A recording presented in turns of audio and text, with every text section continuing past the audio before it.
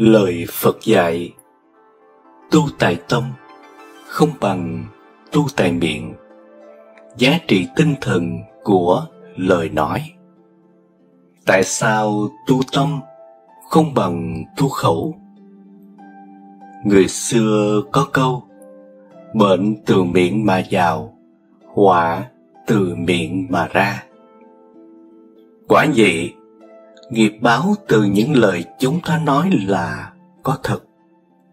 Vết thương trên thân thể theo thời gian có thể lành lại, nhưng vết thương từ lời nói có thể in mãi trong lòng, thấu tận tâm can. Lời nói là vô hình mà từ xưa đến nay đã gây nên bao nụ cười và nước mắt. Ác khẩu làm cho anh chị em xa lánh, bạn bè tốt rời xa, gia đình ly tán. Lời nói làm tổn thương người khác còn nghiêm trọng hơn cả giết người. Ai trên đời cũng có lòng tự trọng. Đừng vì chút háo thắng của bản thân mà buông lời sỉ nhục người khác. Tôn trọng người cũng chính là tôn trọng mình vậy. Bằng không, phước báo của bản thân cũng sẽ mất dần. Phật dạy về ác khẩu và quả báo. Trước khi định nói điều gì, ta nên học hành nhu mì lắng nghe. Trước khi chỉ trích người chê, ta nên nhìn lại tự phê phán mình. Phật dạy: tu tại tâm không bằng tu tại miệng. Đơn giản là khẩu nghiệp không phải tự dưng mà hình thành. Nó là sự dung hòa của thân, tâm, ý kiến, lời nói, phát ra từ miệng. Từ suy nghĩ tạo hành động, tạo lời nói. Từ hành động, lời nói tạo thói quen. Từ thói quen đó tạo ra tính cách, số phận của người đó. Nên tự mỗi người đều có thể tự mình điều chỉnh hành vi của mình để tránh khẩu nghiệp, tức là tránh quả cho mình. Người thiện lương nói lời hay ý đẹp, tất yếu cuộc sống được vui vẻ, được mọi người trọng vọng. Nhược bằng kẻ ăn không nói có, tự trong lòng sẽ cảm thấy bất an. Người đời biết được ắt sẽ xa lánh, quyên rủa, tiếng xấu còn lan truyền mãi về sau. Nho giáo có dạy rằng: dấu ích ngữ, ngôn mạc dông thuyết, bất can kỹ sự mạc lao tâm. Có nghĩa là chớ nói lời vô ích, chớ can thiệp chuyện người. Thế gian này, lời nói thị phi còn độc hơn nọc rắn, sắc bén hơn gươm đao. Tuy không làm người ta máu chảy, đầu rơi, nhưng tai ương hệ lụy thì kéo dài đến muôn kiếp. Vua mà nghe lời thị phi thì trung thần phải chết. Cha mẹ nghe lời thị phi thì con cái lầm than. Vợ chồng nghe lời thị phi thì gia đình ly tán. Theo lời Phật dạy về thị phi, muốn giữ được phúc đức, muốn nhận phúc báo, thì phải học cách cảm tình bản thân. Trở nên theo sự tốt xấu của mình mà luận bàn hay dở. Lời nói là thứ ngôn ngữ quan trọng cho cuộc sống hàng ngày, là phương tiện kết nối, truyền đạt, đem lại sự thấu hiểu lắng nghe, giúp đỡ con người với con người về mặt tinh thần, an ủi khi buồn, chia sẻ khi vui.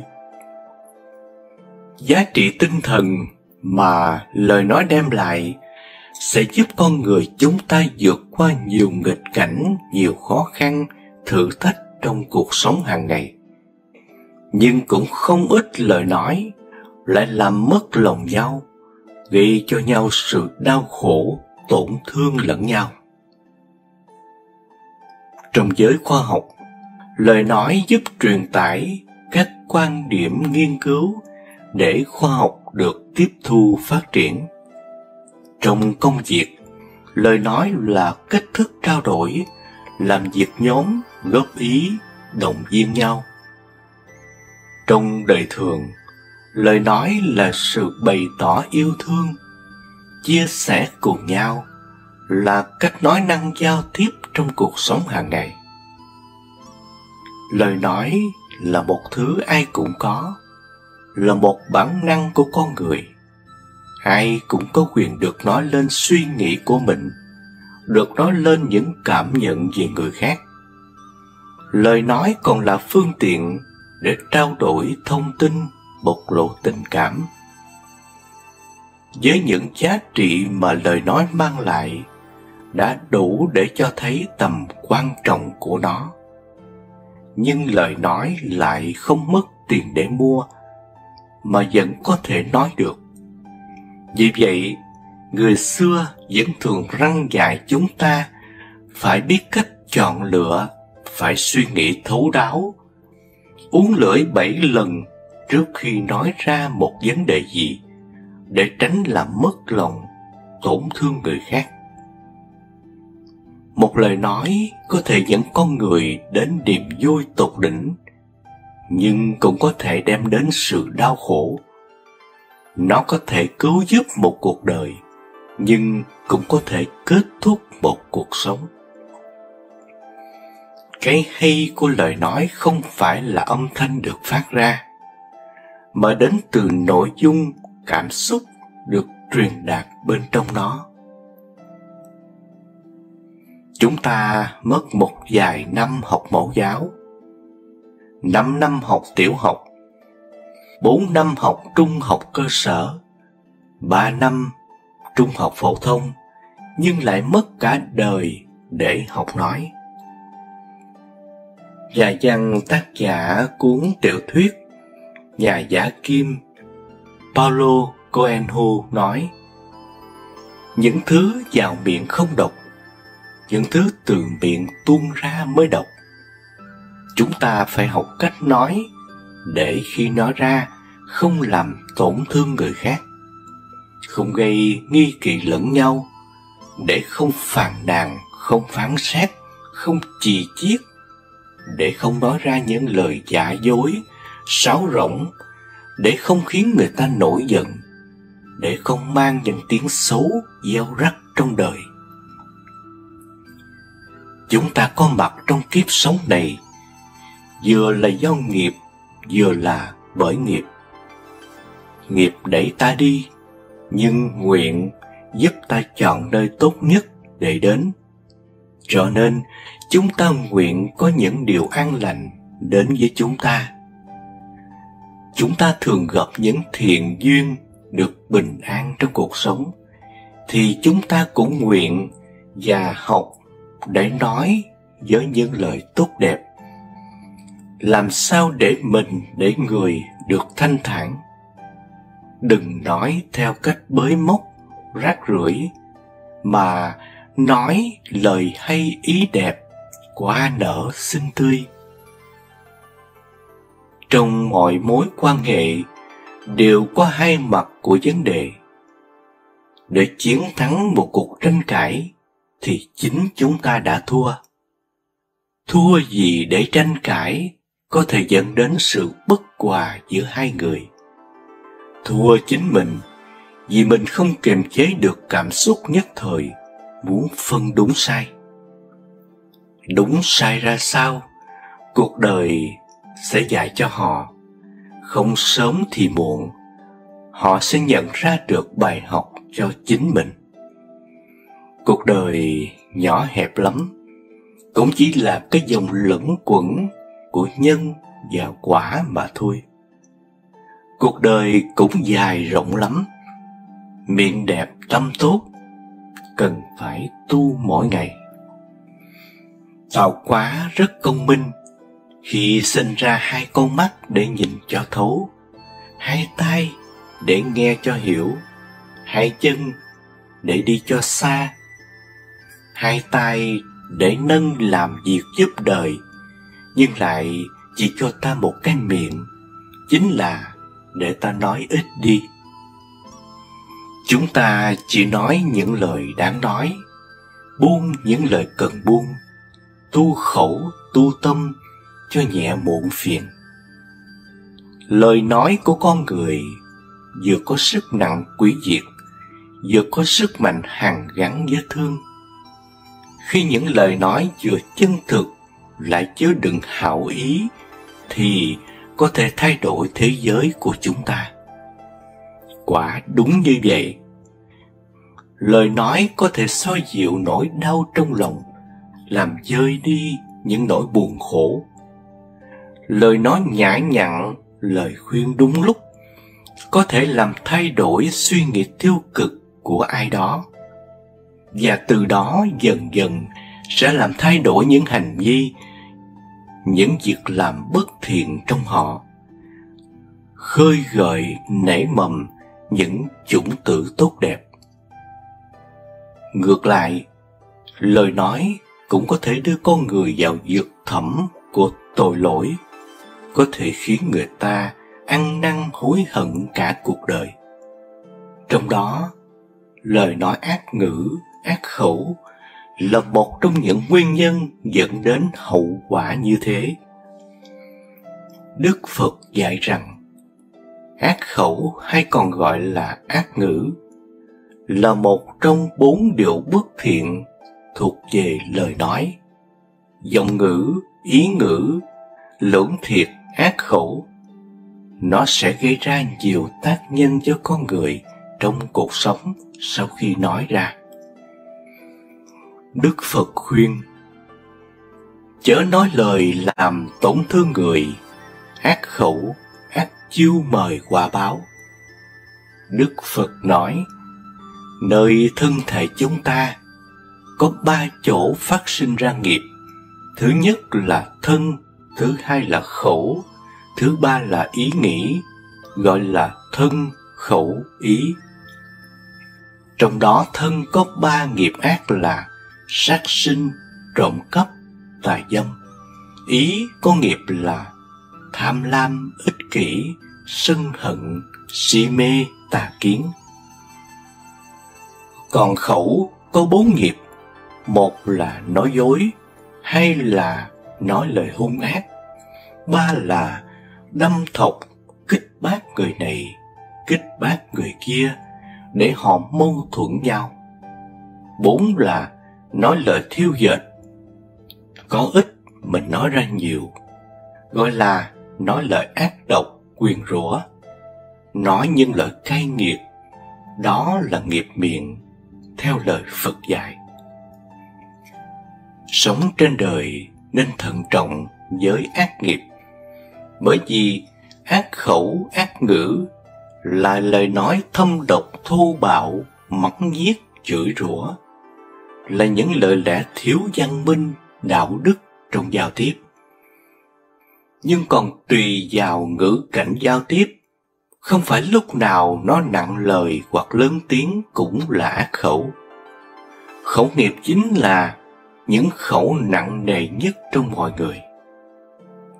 100 năm bia đá còn mòn, 1000 năm bia miệng vẫn còn trơ trơ.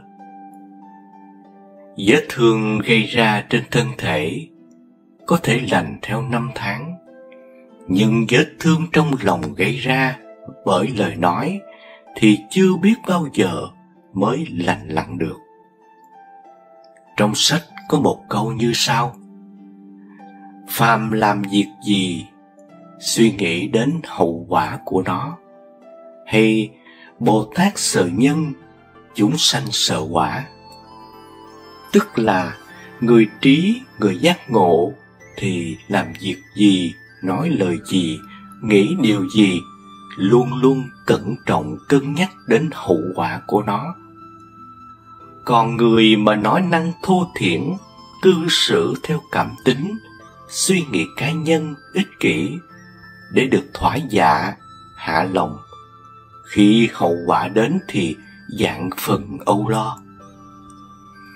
Con người sống ở đời mà dùng lời nói thâm độc, thô thiển, mắng nhiếc, chửi rủa, thì trước hết chính bản thân của người ấy đã thể hiện lối sống thiếu phẩm chất, thiếu đạo đức, không văn minh trong lời nói giao tiếp, hạ thấp uy tín của bản thân. Không ai trong cuộc đời này có thể yêu thương con người như vậy được. Người thân trong gia đình ít nhiều cũng bị ảnh hưởng lây nhiễm bởi những lời nói ác khẩu này.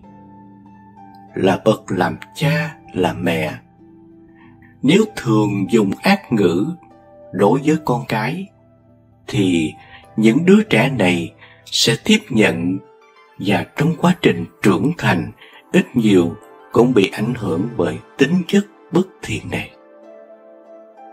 Một đứa bé được nuôi dưỡng và giáo dục trong môi trường có nhiều yếu tố bất thiện, thì khi trưởng thành chắc chắn sẽ ảnh hưởng ít nhiều về tố chất đó.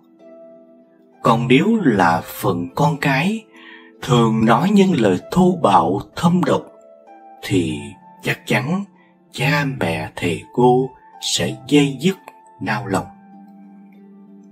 Những điều này Phật giáo gọi là nghiệp, mà đã là nghiệp thì nó sẽ chi phối đối với đời sống của bản thân người đó. Vì thế, một lời ác khẩu, ác ngữ đều có thể đưa đến hậu quả khó lường.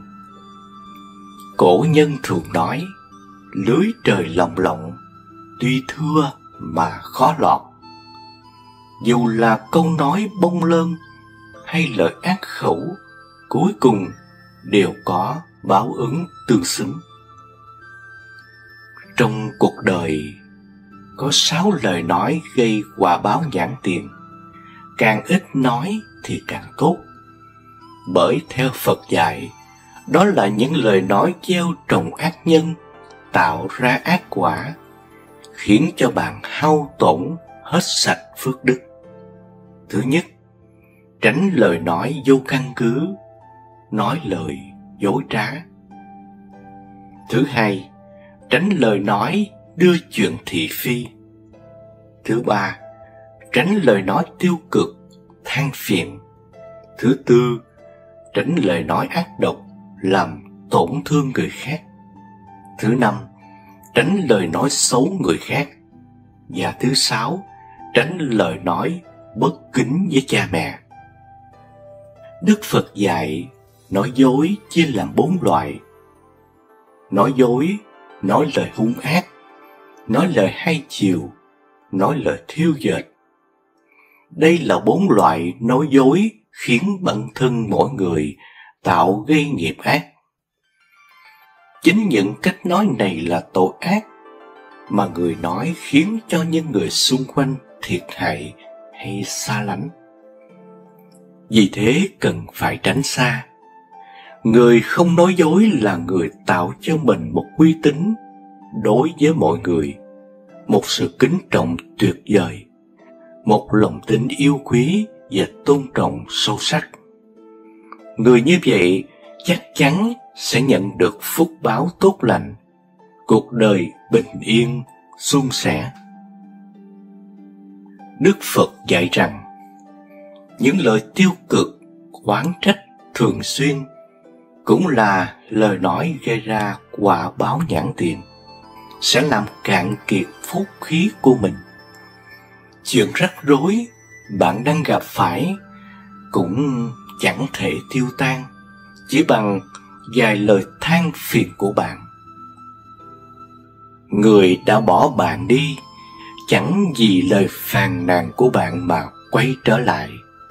Hà cớ gì chúng ta lại làm những chuyện tốn công vô ích như vậy? Thay vì than phiền, hãy nỗ lực phấn đấu. Hãy coi khó khăn là động lực và cố gắng vượt qua để được thành công. Nhớ tu miệng trước khi tu thân, để đời đời hạnh phúc. Nếu tâm của bạn bớt tham, sân si, bớt ganh đua, ghen ghét, thì tự khắc bản thân sẽ thấy thật thanh thản và thấy đời bỗng nhẹ nhàng làm sao. Chúng ta nghĩ như thế nào thì con người của chúng ta cũng như thế ấy. Bạn nghĩ bạn vô dụng, chắc chắn bạn sẽ không bao giờ làm nên trò trống gì, vì bạn chẳng thèm hành động. Bạn nghĩ bạn thông minh, dĩ nhiên bạn sẽ thông minh, vì tự bản thân sẽ biết cách tạo nên điều đó. Bạn chỉ biết ngồi oán trách, sao cuộc đời mình không may mắn như người ta? Tại sao gia cảnh của mình không bằng người ta?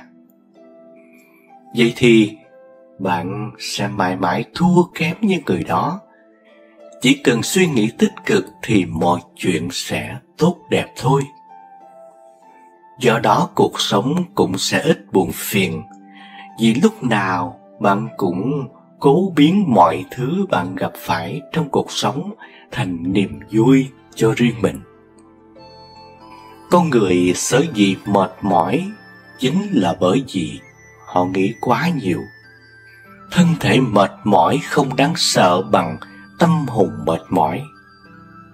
Sống trong đời thường, ai cũng không tránh khỏi việc bị phiền muộn do bản thân mình hay liên lụy từ người khác. Tuy nhiên, có người sẽ chọn cách xem nhẹ, nhanh chóng quên đi để tận hưởng cuộc sống. Nhưng cũng có người lại chấp trước vào đó, suy nghĩ ngày này qua ngày khác, khiến tâm mệt mỏi. Hãy suy nghĩ ít đi để sống thoải mái hơn. Người sống trên đời này than phiền một ngày, chi bằng cố gắng một ngày. Chỉ có sự cố gắng và nỗ lực của bản thân mình thì mới nhìn thấy ánh sáng của bình minh ngày mới. Nhớ lời Phật dạy, chớ nên nói những điều tiêu cực, than thở này. Bởi suy cho cùng thì nó cũng sẽ chẳng mang lại lợi ích gì. Người xưa có câu, lương ngôn nhất cứu tam đông hoảng, ác ngữ thương thân lục nguyệt hàng. Có nghĩa là một câu lương thiện ấm ba đông, một lời ác lạnh 6 tháng ròng. Đức Phật đã dạy, ở đời luôn có luật nhân quả, đừng bao giờ nói xấu hay làm chuyện hại người. Bạn hãm hại người khác thì sẽ có người khác hãm hại lại bạn. Bạn lừa dối người khác, cũng có người khác lừa dối bạn. Bạn làm tổn thương người khác thì cũng có ngày phải chịu lại những điều tương tự. Đức Phật còn dạy rằng, nói lời ác nghiệt thì khiến người khác tổn thương, càng nói nhiều thì lại càng hại người hại mình. Nói lời vô ích thì càng nói càng lãng phí thời gian. Còn nói xấu sau lưng người khác thì càng nói, chúng ta càng khiến mọi người xa lánh mình. Tôi nguyện không nói lỗi lầm của người khác. Đây là một trong những lời nguyện của Bồ Tát. Sống trên đời, chúng ta ai cũng có những nỗi khổ và những câu chuyện của riêng mình. Thế nên, tốt nhất là bạn chớ nên đánh giá người khác nếu mình chưa thực sự hiểu rõ về họ. Ngược lại, chúng ta cũng đừng quá bận tâm khi ai đó nói những lời không hay sau lưng mình. Người xưa có câu, học ăn, học nói, học gói, học mở. Mỗi người chúng ta phải biết cách để kiểm soát lời nói của mình. Trước khi phát ngôn bất cứ điều gì, đều cần phải suy nghĩ thật kỹ, thận trọng, cân nhắc điều gì nên nói, điều gì không. Những câu nói không suy nghĩ có những lúc sẽ gây tác dụng ngược ngoài sức tưởng tượng, phá hỏng các mối quan hệ và làm tổn thương người khác, thậm chí rước họa vào thân. Ở đời luôn có luật nhân quả. Đừng nói ác khẩu hay làm chuyện hại người, soi mói, nói xấu, chửi rủa người khác chẳng làm ta tốt lên được. Vậy, tốt nhất thay vì ngồi bới móc, hãy dành thời gian hoàn thiện bản thân mình. Khẩu nghiệp là loại nghiệp nặng nhất. Những câu nói vô tình có thể tạo ra nghiệp chướng vô lượng. Bạn có thể thay đổi suy nghĩ của người khác, nhưng lại có thể làm chủ vận mệnh của chính mình. Lời nói của người khác, nhưng cuộc sống là của chính mình. Người xưa có câu: bệnh từ miệng mà vào, quả từ miệng mà ra. Phúc họa tại miệng. Lời nói là vô hình, nhưng nhân quả báo ứng là thật. Sống ở đời nên biết tu khổ để tránh rước họa vào thân. Tu khẩu cũng là để tích đức cho con cháu sau này. Quý Phật tử và các bạn thân mến, trong thiền môn, chắp tay là phổ thông để tỏ lòng tôn kính Tam Bảo, cũng như xá chào nhau trong chốn già lam. Ở một số nước Á Đông, phong tục chắp tay chào nhau ở mọi nơi là một nét văn hóa ứng xử khá độc đáo. Còn trong nhà Phật, chắp tay mang rất nhiều ý nghĩa. Sau đây là 16 ý nghĩa của việc chắp tay. Ý nghĩa thứ nhất, hai bàn tay khép lại, biểu thị cho hòa bình, hữu nghị, đoàn kết và hợp tác, không tranh đấu và không làm tổn thương người khác. Thứ hai, khoảng trống giữa hai lòng bàn tay biểu thị lý chân không. Ý nghĩa là chúng ta phải ngộ nhập tính không của vạn pháp. Thứ ba là hai lòng bàn tay khép lại với nhau, biểu thị hai tay chấm dứt vọng động, không còn phan duyên, không còn tạo nghiệp vì tham sân si. Thứ tư, mu bàn tay hướng ra ngoài, biểu thị ngoại cảnh lục trần. Lòng bàn tay hướng vào trong, biểu thị giác tâm Bồ Đề. Vì vậy, chắp tay còn có ý nghĩa là đi ngược cảnh trần, tìm về giác tâm. Thứ năm là tay phải tay trái là do vọng tưởng chấp trước mà có. Kỳ thực phải hai trái đều là giả danh, đều là hư vọng. Chắp hai tay làm một, không còn có phải trái, rời tướng phân biệt, bình đẳng nhất như. Thứ sáu là 10 ngón tay khép lại với nhau, biểu thị 10 pháp giới quy về nhất tâm. Tất cả đều do tâm tạo, tất cả đều từ tâm mà biến hiện ra. Thứ bảy, 10 ngón tay biểu thị 10 phương, chắp lại trước ngực, có nghĩa là chúng sanh trong 10 phương đều bình đẳng, cũng có nghĩa là nhiếp thụ chúng sanh trong 10 phương quy hướng Phật đạo. 10 ngón tay còn biểu thị cõi Phật trong 10 phương, chắp lại trước ngực, có nghĩa là cúng dường chư Phật Bồ Tát trong 10 phương bằng tâm cung kính, cũng có nghĩa là nhiếp thủ công đức của cõi Phật trong 10 phương để trang nghiêm tự tâm thành tựu căn lành. Thứ 8 là Phật tử gặp nhau, chắp tay niệm A Di Đà Phật, chính là quy hướng biển nguyện nhất thừa của Đức A Di Đà bất thoái thành Phật, cũng biểu thị cõi Phật mười phương cùng xưng tán A Di Đà Phật, cùng tuyên dương pháp môn tịnh độ. Thứ 9 là 10 ngón tay chắp lại trước ngực, biểu thị chúng ta phải tu 10 Ba La Mật mới có thể thành Phật. Ngoài ra, 10 huyền môn Hoa Nghiêm hay 10 nguyện dương phổ hiện đều biểu thị sự viên mãn. Cho nên, 10 ngón tay chắp lại chính là biểu thị khả năng viên thành Phật quả. Thứ 10, tay trái thường tĩnh, biểu thị thông hiểu, tay phải thường động, biểu thị thực hành. Hai tay chắp lại, biểu thị hiểu và hành hợp nhất. Có như vậy mới thành tựu được vô thượng Bồ Đề. 11. Tay trái thường tĩnh, biểu thị tự giác, tức là tự mình giác ngộ. Tay phải thường động, biểu thị giác tha, tức là giúp cho người khác giác ngộ. Hai tay chắp lại, biểu thị kết hợp tự giác với giác tha.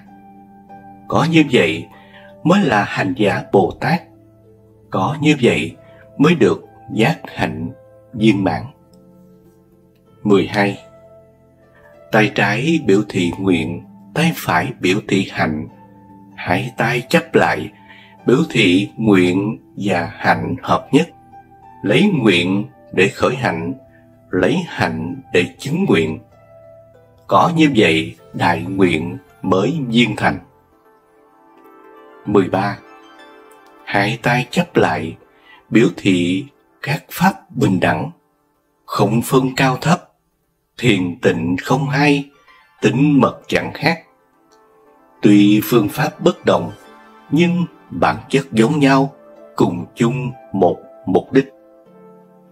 14.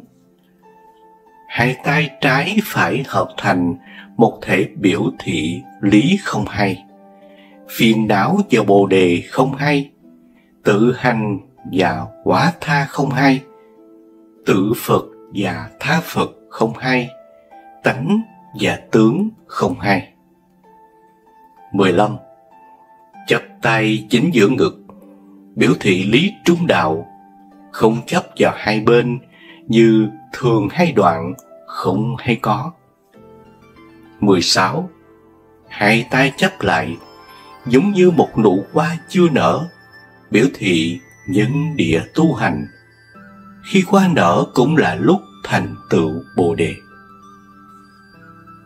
Tiếp theo kính mời quý Phật tử và các bạn cùng nghe những phương pháp sống hạnh phúc giữa những lời khó nghe. Trong cuộc sống này, hễ lúc nào nghe những lời khó nghe, ta thường khởi tâm sân hận, dẫn đến những hậu quả khôn lường. Những điều chia sẻ sau đây sẽ giúp chúng ta sống hạnh phúc an lạc giữa những cuộc sống đầy giận dữ này. Có một lần, Phật đi giáo hóa dùng Bà La Môn. Các tu sĩ Bà La Môn thấy đệ tử của mình đi theo Phật nhiều quá, nên ra đón đường Phật chửi. Phật vẫn đi thông thả, họ đi theo.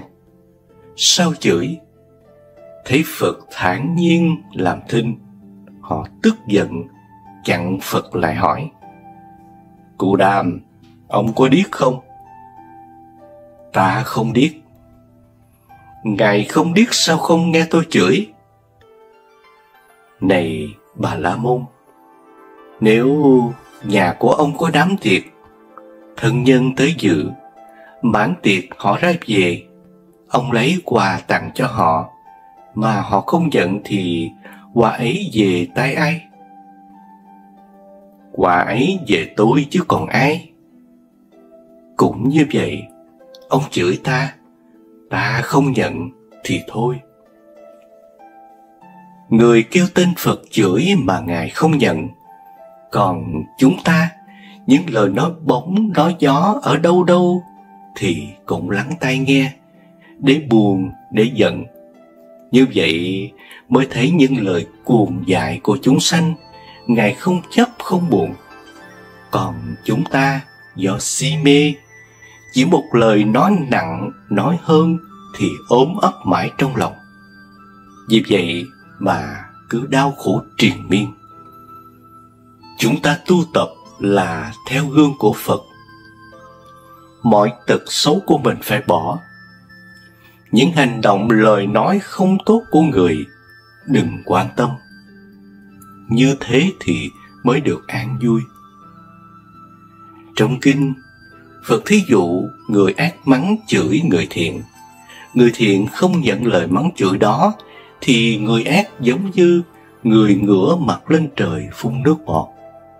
Nước bọt không tới trời mà rơi xuống ngay mặt người phun. Thế nên có thọ nhận mới dính mắc đau khổ, không thọ nhận thì an vui hạnh phúc về. Từ đây về sau, quý vị có nghe ai nói gì về mình, dù tốt hay xấu, thì chớ nên thọ nhận thì sẽ được an vui. Tuy có chướng duyên bên ngoài mà chúng ta biết quá giải, không thọ nhận, đó là tu.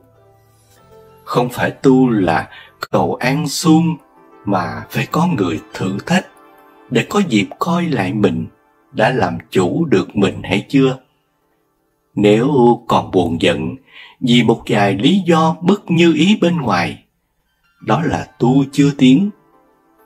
Đa số chúng ta có cái tật nghe người nói không tốt về mình qua miệng người thứ hai, thứ ba, thì mình cứ phăng cho ra manh mối để thọ nhận, rồi nói sân si phiền não. Đó là kẻ khờ, không phải là người trí. Có một chi tiết mà có lẽ ít người để ý, đó là ta không điếc. Không điếc tức là vẫn nghe được, nhưng Ngài không thọ nhận. Lấy thí dụ như câu chuyện trên đây, thì một người tặng quà cho bạn. Bạn vẫn thấy người ta tặng quà, nhưng không nhận. Và tại sao Ngài chỉ im lặng và ung dung không nói gì? Chỉ cho đến khi có người hỏi, cụ Đàm có điếc không? Thì Ngài mới trả lời. Điều này cho thấy rằng Ngài vẫn rất bao dung và rộng lượng lòng mình để trả lời đúng lúc, đúng chỗ, trả lời khi cần thiết.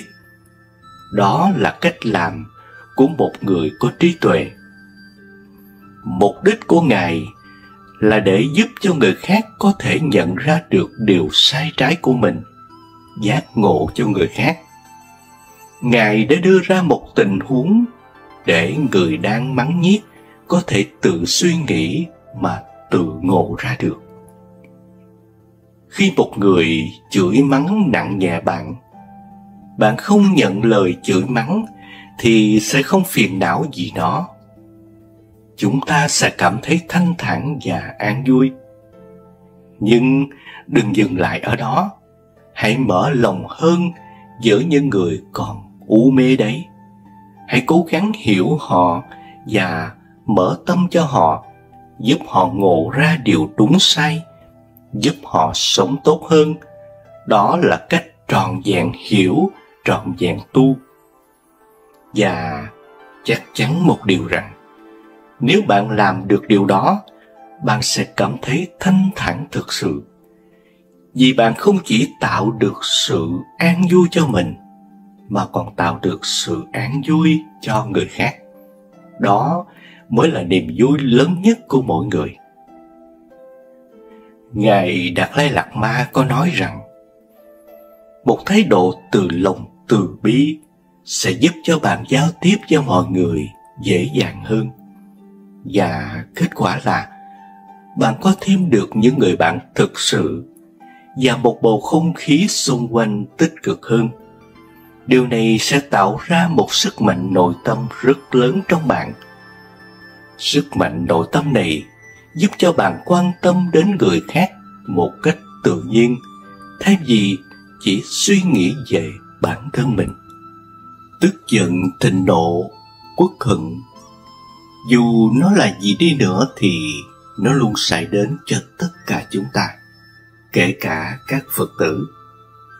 Và cho dù chúng ta có hiểu biết về lòng từ bi, nhưng chúng ta là những người con Phật, vẫn còn là chúng sanh, nên đôi khi cũng dễ nổi giận. Trong chương trình hôm nay, kính mời quý Phật tử và các bạn cùng nghe những phương pháp và nghệ thuật để hóa giải sân hận. Sân là một trong tam độc. Hai độc khác là tham và si. Tam độc là nguyên nhân đầu tiên đưa chúng sinh vào luân hồi sinh tử. Thanh tịnh quá, không sân hận là điều rất cần thiết khi tu tập theo Phật giáo. Ngoài ra, trong Phật giáo không có cái gọi là cân sân đúng lý hay chính đáng. Tất cả mọi sân hận đều là phiền trượt, khiến khó có thể đi đến giác ngộ. Tuy nhiên, những đại sư đã đắc đạo cũng vẫn nhận mình đôi khi cũng tức giận, chỉ bởi đối với tất cả người phàm như chúng ta, nếu không tức giận thì đồng nghĩa với điều không tưởng.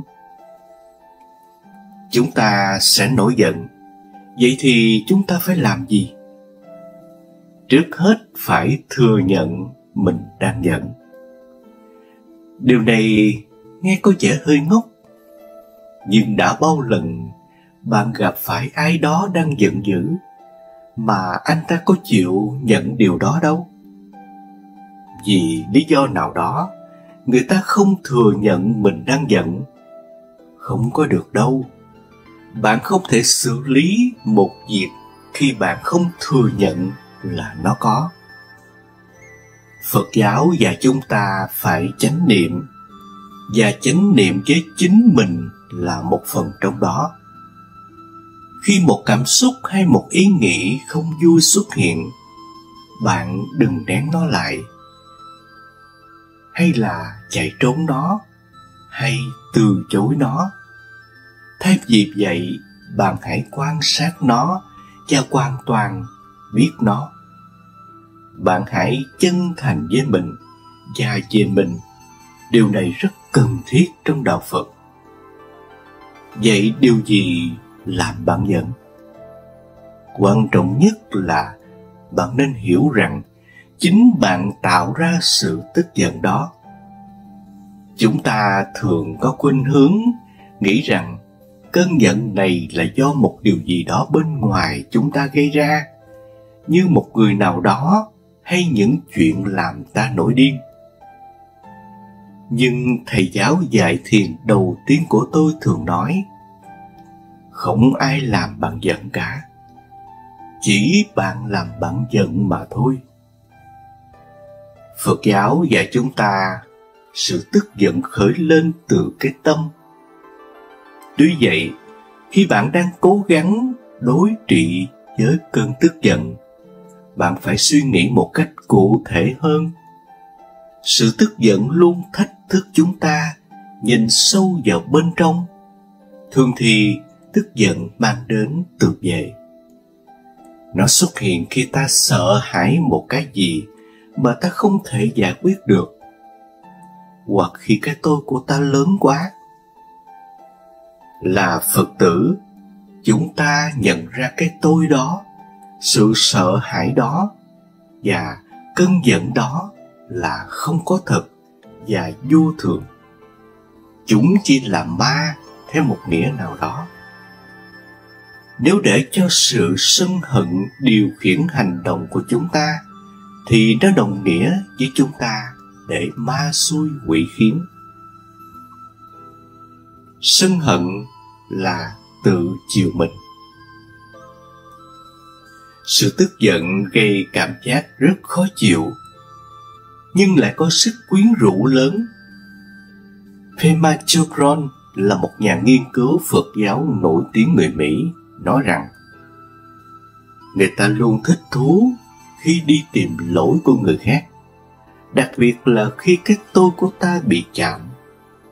hầu như trong mọi trường hợp, và ta muốn bảo vệ cơn giận đó, ta sẽ viện đủ lý do để nuôi dưỡng nó. Tuy nhiên, Phật giáo thì dạy rằng ta không thể bào chữa cho sự tức giận hay là sân hận. Chúng ta tu tập có nghĩa là trau dồi lòng từ bi đối với mọi chúng sinh, và lòng từ bi này không có luyến ái chấp nhận. Mọi chúng sinh, gồm có cả người mới hồi nãy chen lấn ta ở cửa, hay một đồng nghiệp lợi dụng ta để lập công với sếp, hay thậm chí là một người nào đó ta rất thân thiết và tin cậy đã phản bội ta. Vì lý do này, chúng ta phải hết sức thận trọng, đừng làm bất cứ hành động gì khi đang giận nhằm làm tổn thương người khác. Chúng ta cũng đừng để cho ý nghĩ của mình cứ theo đuổi cơn giận. Hãy cho nó một nơi thích hợp để nó sống và lớn lên. Làm thế nào để dứt cơn giận? Bạn đã biết bạn đang giận, và bạn cũng biết thực ra điều gì khiến bạn giận. Nhưng nếu bạn vẫn còn giận thì phải làm gì nữa đây? Phê-ma nói phải nhẫn nại. Nhẫn nại có nghĩa là chờ đợi để làm hay để nói điều gì đó, cho đến khi bạn có thể làm mà không gây hại cho người khác. Tính nhẫn nại luôn đi kèm với sự trung thực, và nó cũng để cho người khác nói, trình bày quan điểm, trong khi bạn không phản ứng gì, nhưng thực ra bạn đang phản ứng rất nhiều. Nếu bạn biết thiền định, đây chính là lúc để nó hoạt động. Ngồi yên với cơn nóng giận đang tràn ngập, lặng im, vắng bặt, không để cho những lời buộc tội người khác hay tự buộc tội mình rầm rì bên tai của bạn. Hãy nhận biết mình đang giận và quan sát tìm hiểu nó. Dùng lòng nhẫn nại và từ bi cho tất cả chúng sinh và cho cả bạn nữa, để vây lấy cơn giận của bạn. Đừng nuôi dưỡng cơn giận. Không hành động gì và phải giữ im lặng trong khi giận, tất nhiên là rất khó. Cơn giận thường trào dâng trong ta, tạo nên một năng lượng khiến ta rất tức tối và muốn làm một cái gì đó. Môn tâm lý học khuyên chúng ta lúc đó hãy đấm vào gối hoặc la to lên, hét lớn lên giữa những bức tường để xả cơn giận. Thiền sư Thích Nhất Hạnh không đồng ý như vậy. Khi bạn biểu lộ cơn giận của mình, bạn sẽ nghĩ rằng bạn xả được giận. Nhưng điều đó không đúng. Ngài nói rằng khi bạn biểu lộ cơn giận bằng lời hoặc bằng bạo lực, bạn đang nuôi dưỡng thêm mầm sân hận, và nó sẽ càng lớn lên trong bạn. Cần có can đảm để thể hiện lòng từ bi.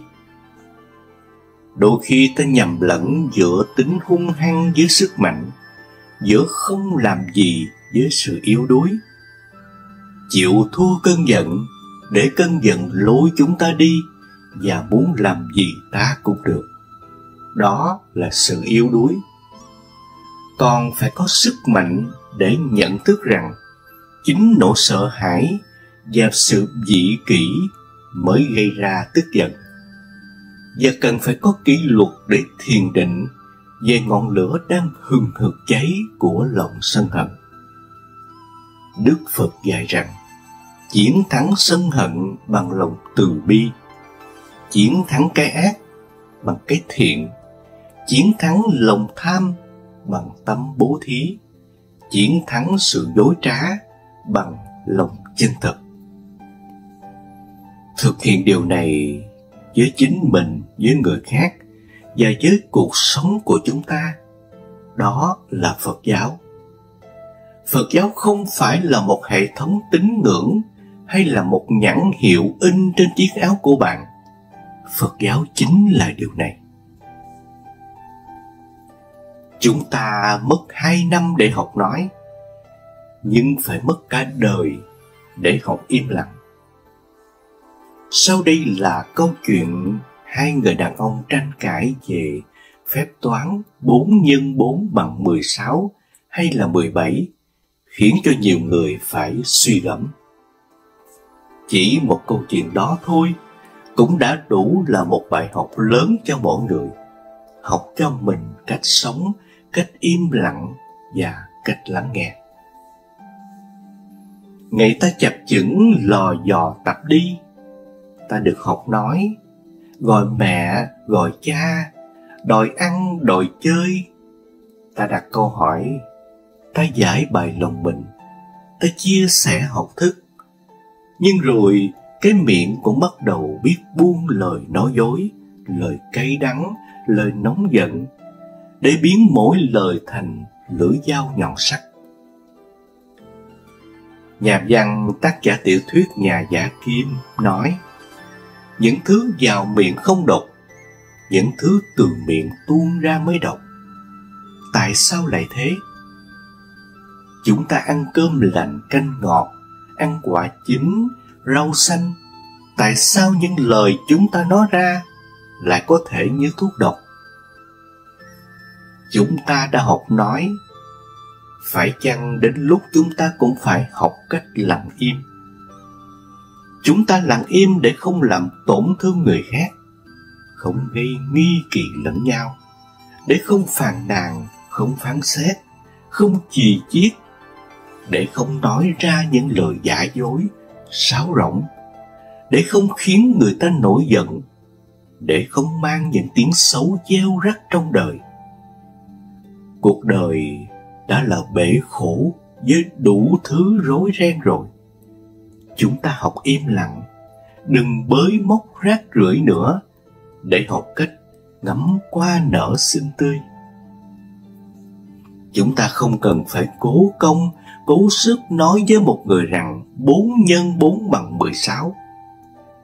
Nếu như người ta tin vào kết quả khác của riêng họ mà không muốn nghe, chúng ta thắng cũng chẳng có ích gì. Trong mọi mối quan hệ, chiến thắng một cuộc tranh cãi cũng là chúng ta đã thua. Thua vì có thể dẫn đến sự bất hòa giữa hai người. Đúng sai ra sao, rồi cuộc đời sẽ dạy cho họ. Không sớm thì muộn, họ sẽ nhận ra được bài học của mình. Đừng cố công bảo, tôi đã nói bao nhiêu lần rồi mà anh không chịu nghe. Bởi vì nếu như muốn nghe, tự khắc tay họ sẽ kiếm tìm, tâm họ sẽ rộng mở. Cuộc đời nhỏ hẹp lắm, cũng chỉ là cái dòng lẫn quẩn của nhân quả mà thôi. Mà cuộc đời cũng lại dài rộng lắm. Ta chưa sống hết cuộc đời, làm sao chắc chắn tuyệt đối rằng không có kết quả khác cho 4 x 4. Tạo hóa rất công minh, khi sinh ra 2 mắt để nhìn cho thấu, 2 tai để nghe cho nhiều, 2 chân để đi cho xa, 2 tay để năng làm việc giúp đời, nhưng là cho ta có một cái miệng, chính là để ta nói ít đi. Chúng ta chỉ nói cho người biết lắng nghe mà thôi. Tai con người rất lạ, nó chỉ thích giỡn lên, nghe tiếng trên cao mà lờ đi âm thanh dưới thấp. Người đặt mạng ngã của mình cao hơn người khác sẽ chẳng thể nghe được gì, chẳng học được gì, mà cứ lẫn quẩn trong u minh mãi. Tai con người cũng rất kỳ, nó hướng ra nghe bên ngoài mà quên nghe tâm mình, quên tiếng nói của lương tâm đang gào thét. Nó chỉ thích nghe lời hay, những bóng bẩy sáo rỗng mà không biết nghe lời ngay thẳng, dù đó là sự thật đắng hơn thuốc. Nó thích nghe lời khen mà bỏ qua lời chê chân thành góp ý. Phải chăng học im lặng rồi, ta vẫn cần phải học lắng nghe? Học lắng nghe, đừng rơi vào ảo tưởng của hoa mỹ giả dối, để đừng giận ghét người có tâm, để cúi đầu học hỏi những điều hay, để tránh được cạm bẫy như viên đạn bọc đường, để lưỡi không liếm lên lưỡi dao sắc nhọn quết đầy mật ngọt. Học lắng nghe để nghe thấy tâm của mình đang sôi sục, lương tâm đang dây dứt, lý trí đang dễ dùng. Học lắng nghe để nói ít hơn, để thấu hiểu, để cảm thông. Thưa các bạn, ta đã học nói xong từ năm 3 tuổi rồi. Giờ thì đến lúc học im lặng và học cách lắng nghe thôi, kẻo mù mất. Phật dạy, luật nhân quả chớ xem nhẹ, kiếp trước nợ gì, kiếp này trả đó. Chính tôi được nghe một thời Đức Phật ở nước Xám Vệ, tại điện ông cất câu độc.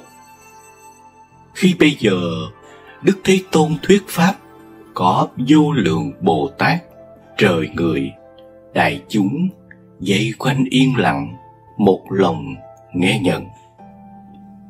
Lúc ấy A Nan tôi vì chúng sanh nên bạch với Phật rằng: kính lại Đức Thế Tôn, con thấy ở thế gian cùng một giống sanh trong đạo người, nhưng tại sao có người đẹp kẻ xấu, người mạnh kẻ yếu, người nghèo người giàu, kẻ khổ người vui, kẻ sang người hèn, âm thanh bất đồng, ngôn ngữ khác nhau?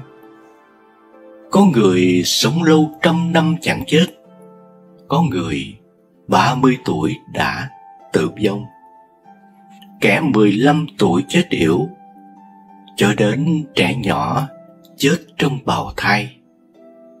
Có người đoan chánh, có kẻ bần hàn, có người xấu xí mà giàu sang, có kẻ rất khỏe mạnh mà thấp kém, có người nhu nhược mà lên ngôi cao, có người khổ mà sống lâu, có kẻ vui mà chết sớm, có người làm lành mà hay gặp nhiều điều khốn quẫn, kẻ làm ác lại gặp phước lợi, kẻ béo trắng lại lác mắt, kẻ xanh đen mà lại tươi đẹp. Có người tuy lùn bé mà đủ ý chí cao thượng, có người tuy cao lớn mà phải làm đứa ở đê hèn. Có người nhiều con trai, con gái, có kẻ thì cô đơn một mình, có kẻ đi tha hương, đói rét lang thang, có kẻ được vào cung vua ở triều, ăn mặc tha hồ. Có người lúc trẻ thì nghèo hèn, đến lúc già lại giàu sang. Có người thật thà vô tội, lại bị bắt bớ, giam hãm trong tù ngục. Có nhà cha từ, con hiếu thuận, kính giảng nghĩa.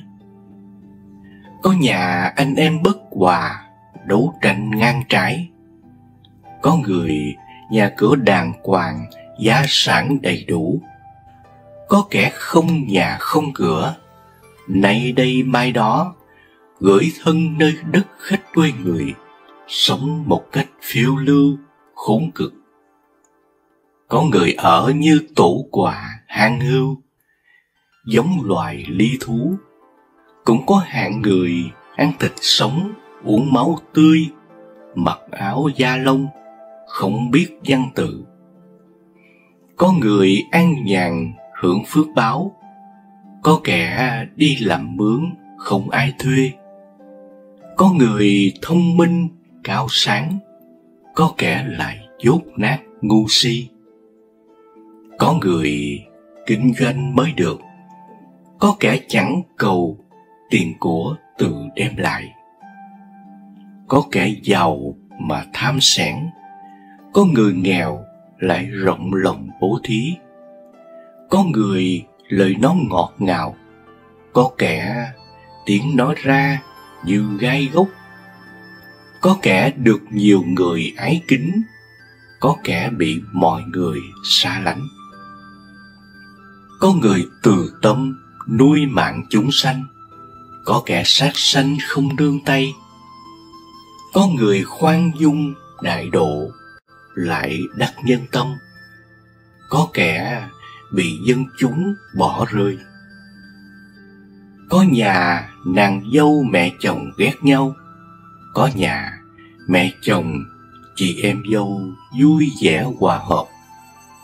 Có người ham nghe pháp ngữ, có kẻ nghe kinh buồn ngủ. Có hạng vũ phu vô lễ, có người hiếu học văn chương, có kẻ hay bắt chước dáng điệu những loài súc sanh. Cúi xin Đức Thế Tôn nói rộng nhân quả cho đại chúng đây nghe, mà nhất tâm hành thiện. Khi bấy giờ, Đức Thế Tôn bảo A Nan tôi rằng: sở dĩ chúng sanh thọ báo bất đồng là do đời trước dụng tâm khác nhau. Vì thế cho nên muốn sai dạng diệt, người đời nay được tấm thân đoan chánh là do đời trước ở trong đạo người tu hành nhẫn nhục mà được. Kẻ bị thân hình xấu xí là do đời trước ở trong đạo người hay có tính giận tức. Người đời nay bị nghèo cùng là do đời trước ở trong đạo người có tánh tham sẻn. Người đời nay được cao quý là do đời trước hay lễ bái chư Phật mà được. Người đời nay bị hạ tiện là do đời trước hay có tính kiêu mạn. Người to lớn là do đời trước có tâm cung kính. Kẻ bị lùng thấp là do đời trước khinh mạn pháp. Kẻ ngang tàn ương ngạnh là do đời trước làm kiếp dê. Kẻ bị đen xấu là do đời trước che ánh sáng của Phật.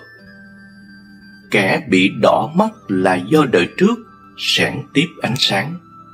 Người đuôi mắt là do đời trước hay khâu mắt chim ưng. Người đời nay câm ngọng là do đời trước hay phỉ báng chánh pháp. Người đời nay biết lật là do đời trước chẳng vui nghe pháp. Người khuyết răng đời nay là do đời trước ham ăn xương thịt. Người sức môi đời nay là do đời trước hay đâm mắt sâu thủng mang hoặc môi cá. Người vàng da là do đời trước hay cạo lông lợn. Người căng tay là do đời trước hay dùi thủng tay sanh vật. Kẻ tàn hình là do đời trước hay mặc áo mỏng vào trong chùa đứng trước tượng Phật Bồ Tát. Người sắc đen đời nay là do đời trước để tượng thờ Phật ở mái hiên làm khói xông vào. Người đời nay bị đi khèo chân là do đời trước thấy bậc sư trưởng không đứng dậy. Người đời nay bị lưng còng là do đời trước mặc quần áo mỏng ra vào quay lưng vào tượng Phật. Người bị chấn hốc là do đời trước thấy Phật chẳng lễ lại. Người đời nay rụt cổ là do đời trước thấy các vị tôn trưởng rụt đầu chạy trốn. Người đời nay đau tim là do đời trước hay đâm chém thân thể chúng sanh. Người đời này bị ho suyễn là do đời trước ngày mùa đông giá rét cho người thức ăn lạnh.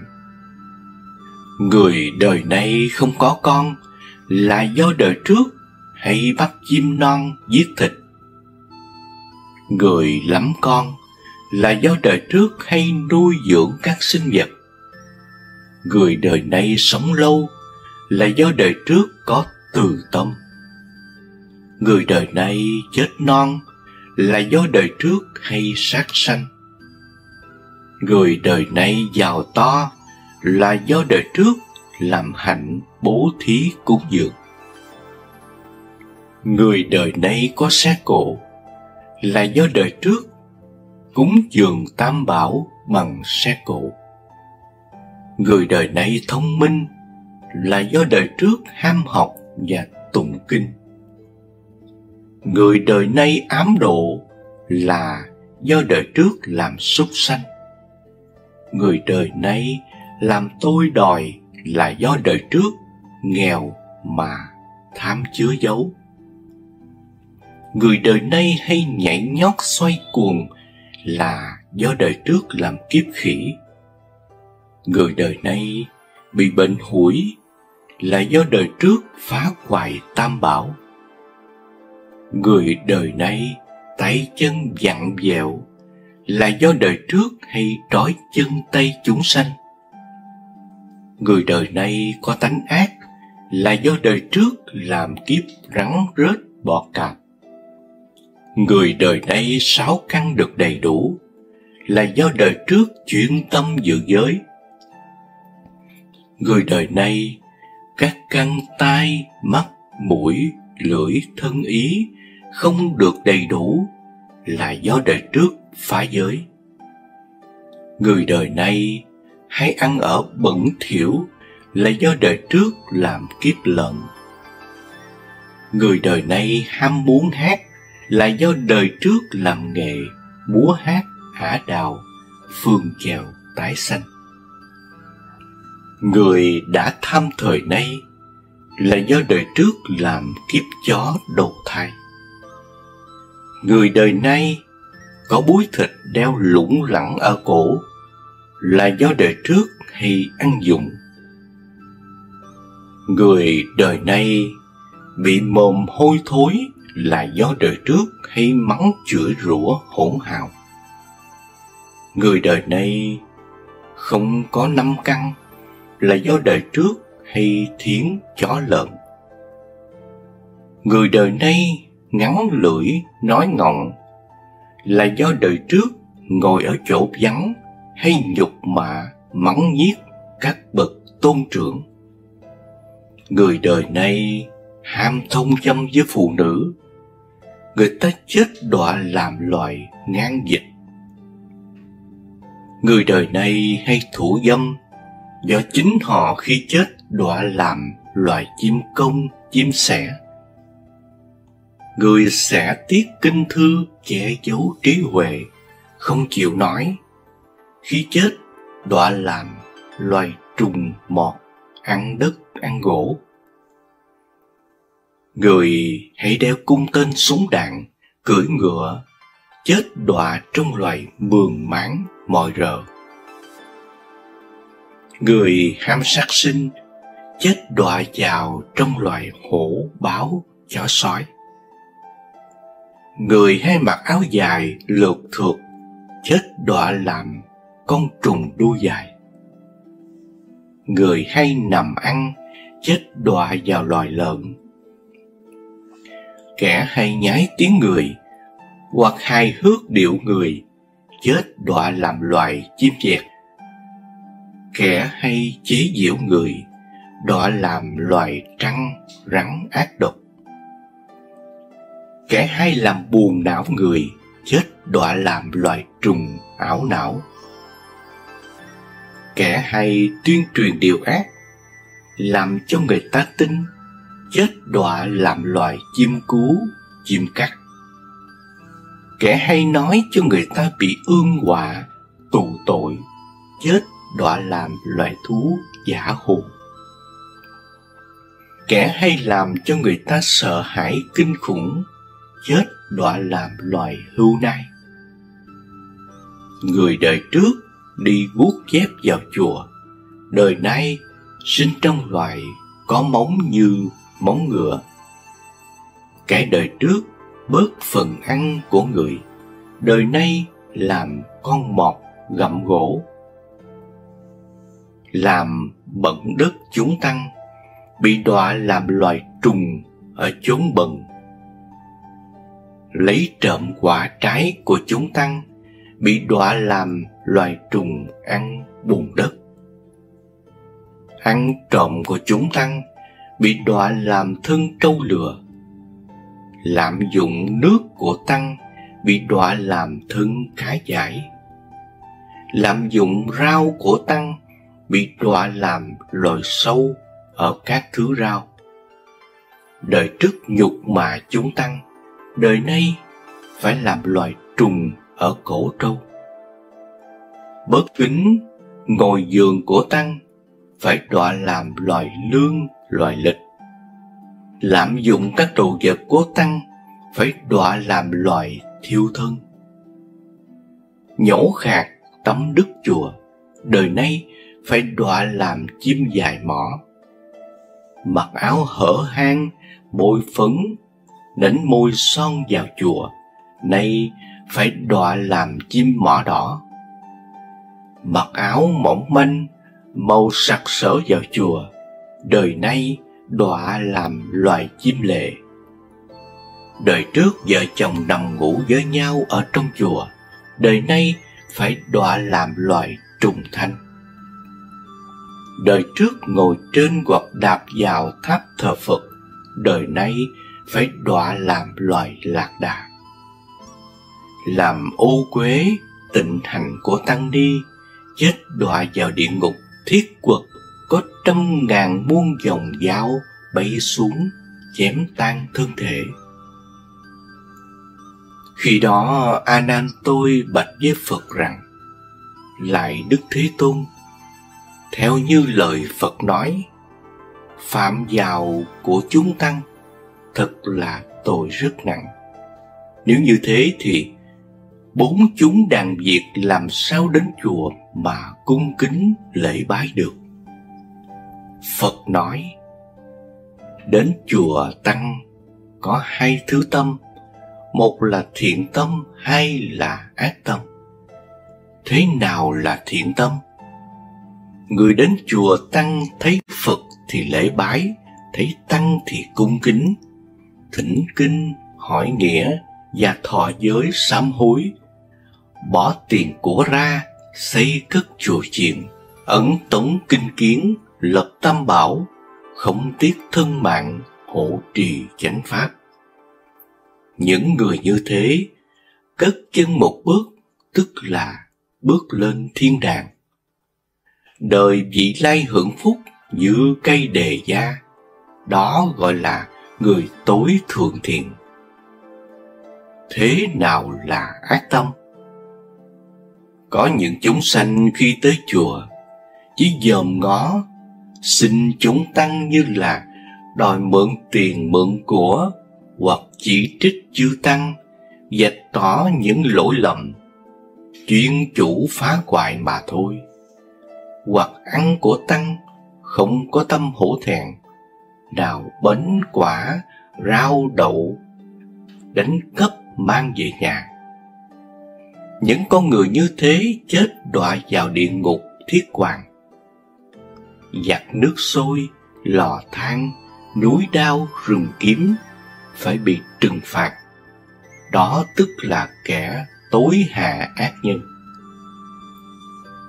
Phật lại dặn A Nan tôi rằng: phải răn bảo cho các đệ tử của ta đời mai sau, khi đến chùa phải cẩn thận, chớ phạm của tam bảo, phải gắng sức tôn sùng thành Phật, chớ có thoái tâm, nghe theo lời Phật. Tới khi Ngài Di Lặc xuất thế, quyết định được độ thoát không nghi ngờ. Phật nói: đời nay cướp lột áo của người ta, chết đọa vào địa ngục hàng ban, sau đọa làm loài tầm, bị người nung nấu kéo tơ. Đời nay chẳng lo tu hành, đốt đèn soi kinh cúng tượng, chết đọa vào địa ngục hắc ám trong núi Thiết Chi. Đời nay làm kẻ đồ tể giết chúng sanh, chết đọa vào trong địa ngục Đạo Sơn Kiếm Thụ. Đời nay ham đi săn bắn, quýt chó thả chim ưng làm mồi, sau khi chết đọa vào trong địa ngục Thiết Cứ. Đời nay làm hạnh tà dâm, sau khi chết đọa vào trong địa ngục Đồng Trụ Thiết Sàng. Đời nay chứa nhiều vợ, sau khi chết đọa vào trong địa ngục Thiết Khải. Đời nay chứa nhiều chồng, sau khi chết đọa vào ngục Độc Xà. Đời nay hãy thui luộc gà, sau khi chết đọa vào trong địa ngục Hôi Hà. Đời nay hay cạo lông lợn, nhổ lông gà, sau khi chết đọa vào trong địa ngục Bạch Thang. Đời nay hay hoạn thiến chó lợn, sau khi chết đọa vào địa ngục Tiêm Thạch. Đời nay hay uống rượu say sưa, sau khi chết đọa vào địa ngục Uống Nước Động. Đời nay hay cắt chém chúng sanh, sau khi chết đọa vào địa ngục Thiết Luân. Đời nay lấy trộm quả trái của tăng chúng, sau khi chết đọa vào địa ngục Thiết Hoàng. Đời nay hay ham ăn ruột thịt chó lợn, sau khi chết đọa vào trong địa ngục Phân Nước Giải. Đời nay hay ăn gỏi cá, sau khi chết đọa vào trong địa ngục Đạo Gấm Kiếm Thụ. Đời nay làm mẹ ghẻ cay nghiệt với con chồng, sau khi chết đọa vào trong địa ngục Quả Sa. Đời nay nói lưỡi đôi chiều, làm cho người ta ẩu đả, sau khi chết đọa vào trong địa ngục Thiết Lê. Đời nay hay nói dâm dục, nhục mạ người, sau khi chết đọa vào trong địa ngục Bạc Thiệt. Đời nay hay nói dối, sau khi chết đọa vào trong địa ngục Thiết Chân. Đời nay hay sát sanh, cúng tế tà thần, sau khi chết đọa vào trong địa ngục Thiết Đối. Đời nay làm bà đồng, khi lên đồng giả làm lời nói của quỷ thần để dối lừa người ta, lấy tiền của, sau khi chết đọa vào trong địa ngục Nhục Sơn. Đời nay làm bà đồng, nhắm mắt và nhìn xuống đất, dối người trên trời, lấy thần hồn, kẻ đó sau khi chết đọa vào địa ngục Cảm Yêu. Đời nay làm bà đồng mà bảo người ta sát sanh cúng tế để cầu ông thần lớn hoặc các ngọa ngũ đạo, thổ địa, thổ công, ông hoàng, bà chúa. Tất cả như thế đều là lừa dối kẻ ngu ngốc để lấy tiền. Sau khi chết đọa vào địa ngục trước, bị quân ngục tốt băm chém mổ xẻ thân thể, lại bị con chim mọ sắt mổ mồi hai mắt. Đời nay làm thầy bói phù thủy, ông đồng hoặc thầy địa lý, chốn cất mồ mã, xem giá đặt, đoán các cung năm họ tiện lợi, an long vận mạch, trấn ác suy quạ, để lừa dối kẻ ngu lấy tiền, nói càng những điều tốt xấu. Các bọn người này sau khi chết đọa vào địa ngục Thiết Động. Có rất nhiều giống chim đậu trên mình kẻ đó để mổ móc thịt ăn, rút rẽ gân xương, chịu khổ vô cùng. Đời nay làm thầy thuốc lừa dối chữa bệnh người không lành để lấy tiền, sau khi chết vào địa ngục chấm chích toàn thân bị thiêu đốt. Đời nay làm kẻ phá pháp chùa, lừa gạt chư tăng, bất hiếu với cha mẹ, sau khi chết đọa vào địa ngục A Tỳ. Qua 8 địa ngục lớn và các địa ngục nhỏ, 136 sở, lâu 1 kiếp, 2 kiếp, cho đến 5 kiếp, rồi sau đó mới được ra. Nếu gặp bậc thiện tri thức giáo hóa phát tâm Bồ Đề, bằng không lại đọa vào địa ngục. Phật nói làm thân người rất hôi thối, nhớ bẩn, lòng đầy giận túc, khó gần bỏ. Phải biết kẻ đó kiếp trước đã làm giống lạc đà, nay được tái sanh.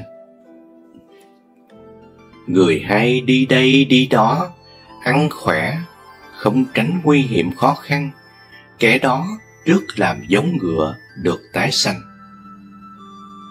Người hay xông pha đi nắng đi rét, tâm không ghi nhớ. Kẻ đó trước làm giống trâu, được tái sanh. Người không biết hổ thẹn, nhiều ái niệm, không phân biệt phải trái.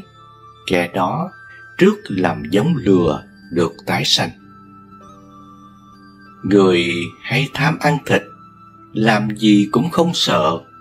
Kẻ đó trước làm giống sư tử, được tái sanh. Người thân cao lớn, mắt tròn, tánh hay lẩn tránh những nơi đồng ruộng, ghét bỏ vợ con. Kẻ đó trước làm giống hổ, được tái sanh. Người lông trọng mình dài, mắt nhỏ, không muốn ở yên một chỗ. Kẻ đó trước làm giống chim, được tái sanh. Người có tính phạm phúc hay sát hại sâu trùng. Kẻ đó trước làm giống giả hụ mà tái sanh. Người có lực khỏe mạnh, cường tráng, thích dâm dục, không yêu vợ con. Kẻ đó trước làm giống chó sói mà tái sanh. Người không ham mặc áo đẹp, tánh hay rình mắt kẻ gian phi và ít ngủ. Kẻ đó trước làm giống chó mà tái sanh. Người ham dâm dục và hay nói, lại được nhiều người yêu. Kẻ đó trước làm giống chim dẹt mà tái sanh. Người mà nói lời nhiều phiền phức, kẻ đó trước làm loài chim yển mà tái sanh. Người thể dốc nhỏ bé, ham dâm dục, ý chẳng kiên định, thấy sắc đẹp, sinh tâm say mê. Kẻ đó trước làm loài chim sẻ, được tái sanh. Người có mắt sắc đỏ, răng ngắn, khi nói thì sùi bọt mép như xà bông, nằm thì cuộn mình lại. Kẻ đó trước làm loài trăng rắn, được tái sanh. Người có tính giận tức, không quan sát nguyên do ý nghĩa, miệng thở ra hơi độc. Kẻ đó trước làm giống bọ cạp, rết, một gỗ, được tái sanh. Người hay ngồi yên một mình, đêm ít ngủ. Kẻ đó trước làm loài hồ, được tái sanh. Kẻ hay đào tường khoét vách, ăn trộm, tham của, đầy lòng oán giận, không có tình. Kẻ đó trước làm loài chuột, được tái sanh. Phật nói, kẻ phá hoại chùa tháp, cất giấu của Tam Bảo làm riêng của mình để ăn dùng, chết đọa vào tại địa ngục A Tỳ. Từ địa ngục được thoát ra, lại đọa làm thân súc sinh như chim bồ câu, chim sẻ, chim uyên ương, chim quanh vũ, chim thanh tước, cá, khỉ, vượn, hươu, nai.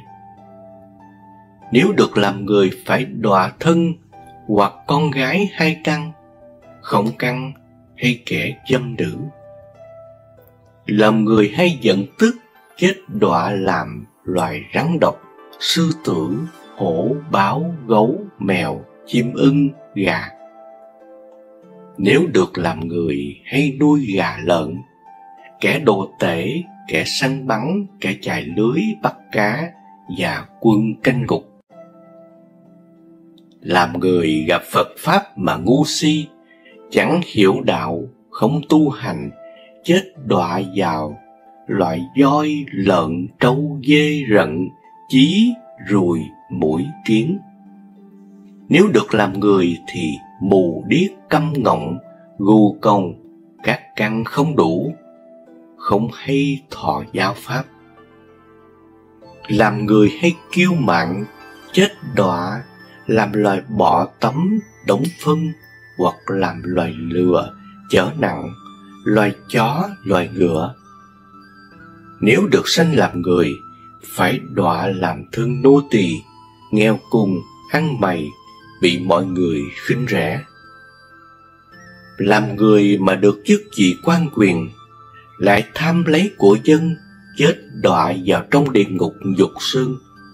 Lúc đó có trăm ngàn muôn bị xúm lại cắt thịt mà ăn. Đời nay phá giới phạm trai, ăn đêm, sau khi chết đọa làm loài quỷ đói, trăm ngàn muôn năm không được ăn uống. Lúc bước đi trên đầu phun ra lửa. Đời nay lễ Phật không chắp tay, đầu không sát đất, sau khi chết sanh nơi biên địa, làm nhiều thu hoạch ít. Đời nay chắp tay và năm hệ xuống đất, trí tâm lễ Phật, đời sau thường được sanh vào nhà tôn quý, thụ hưởng khoái lạc. Người ưa giận và buồn phiền là do đời trước có bệnh điên cuồng. Người bị con mắt lệch về một bên là do đời trước hay nhìn trộm phụ nữ. Người đời nay binh vợ mắng cha mắng mẹ, khi chết đọa vào trong địa ngục cảm thiện. Phật lại bảo A Nan tôi rằng: như trên ta đã nói rất nhiều, các sự đau khổ đều do nghiệp thiện ác mà ra. Thượng là nhân duyên địa ngục, trung là nhân duyên súc sinh, hạ là nhân duyên ngạ quỷ. Tội sát sanh khiến cho bao chúng sanh đọa vào địa ngục ngạ quỷ súc sanh. Sau được sanh làm người, phải bị hai thứ quả báo, một là chết non, hai là nhiều bệnh. Tội trộm cắp cũng khiến cho chúng sanh đọa vào địa ngục ngạ quỷ súc sanh. Sau khi được sanh làm người, phải bị hai thứ quả báo, một là nghèo cùng, hai là chung của không được xài tự do. Tội tà dâm cũng khiến cho chúng sanh đọa vào địa ngục ngạ quỷ súc sanh. Sau khi được sanh làm người, phải bị hai thứ quả báo, một là vợ không trinh lương, hai là vợ bên nhau không theo ý mình. Tội nói dối cũng khiến cho chúng sanh đọa vào địa ngục ngạ quỷ súc sanh.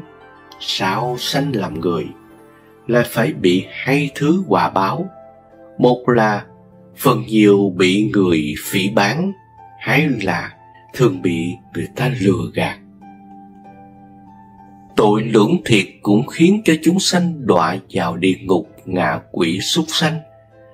Sau khi sanh làm người, phải bị hai thứ quả báo, một là bị họ hàng phá hoại, hai là anh em họ hàng tề ác.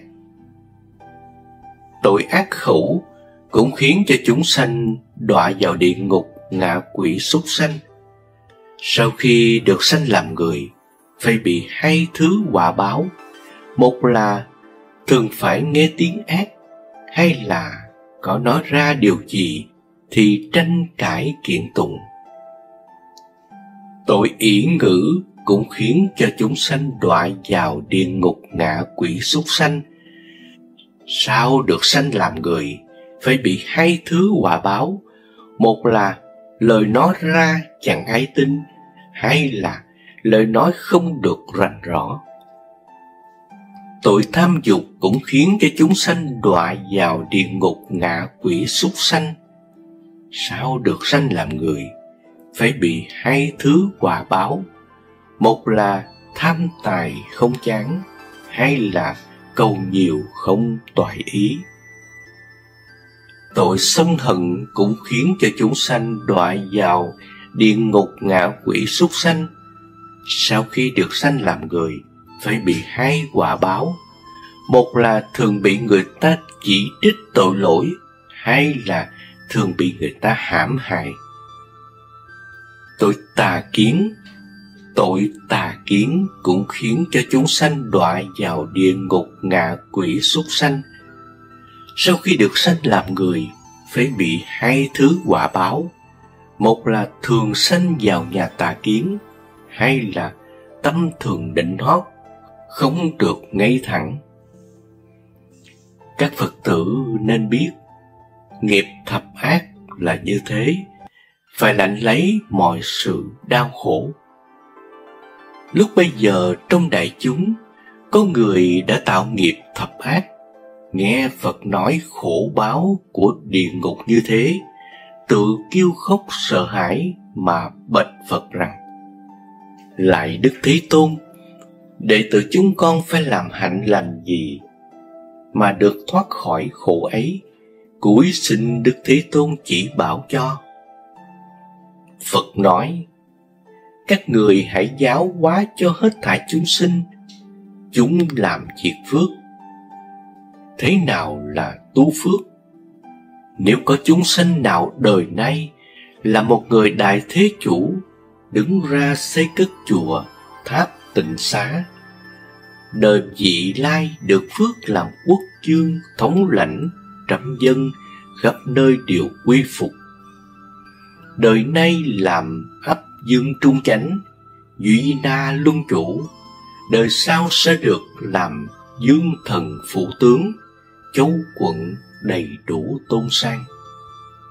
Đời nay khiến quá nhiều người làm các việc công đức, đời vị lai sẽ được làm trưởng giả giàu sang, được người kính nể, bốn đường khai thông.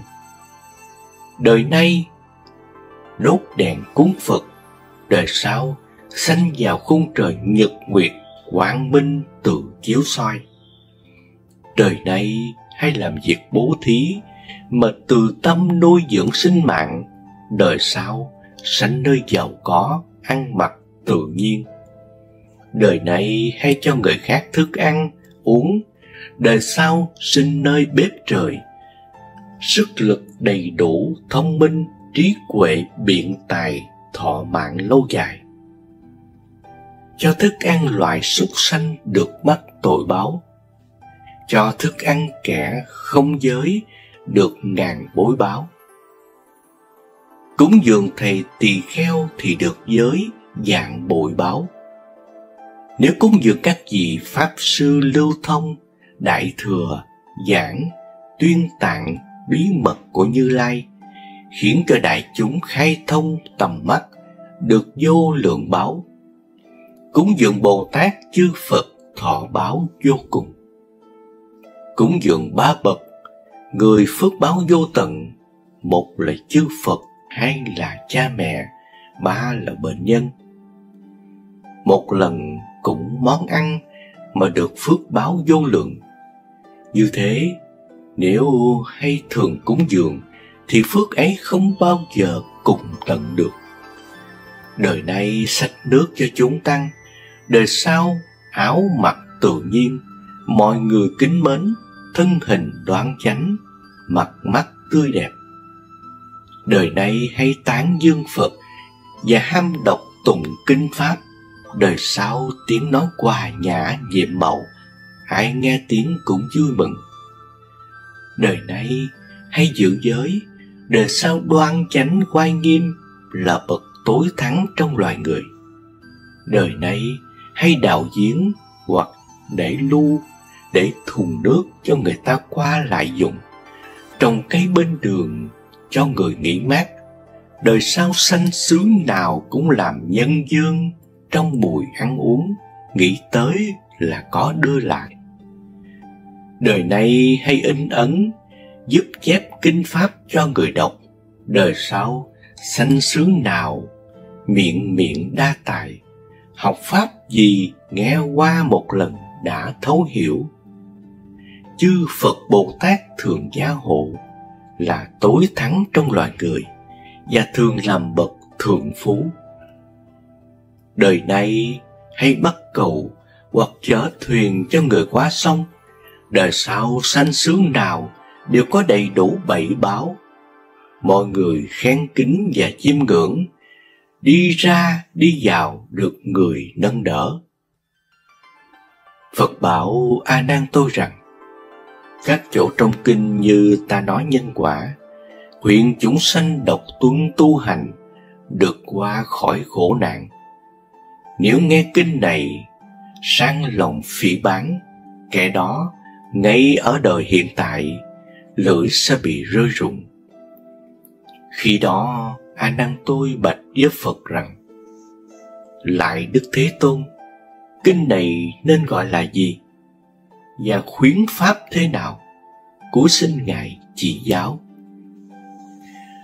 Phật bảo A Nan tôi rằng, kinh này tên là Thiện Ác Nhân Quả, cũng gọi là kinh Bồ Tát phát nguyện tu hành, thọ trì như thế. Khi nghe kinh xong, trong chúng có 8 dạng người trời phát tâm: A Nậu Đa La, Nam Miệu Tam Bồ Đề, và có 100.000 người con gái chuyển nữ thành nam, 1.200 ác nhân bỏ ý ác, biết đời trước của mình, vô lượng trời người được vô sanh nhẫn, thường được hưởng khoái lạc. Vô lượng tín giả sanh các cõi tịnh độ cũng được làm bạn với chư Phật Bồ Tát. Hết thảy đại chúng về nhà làm phước hoan hỷ phụng hành.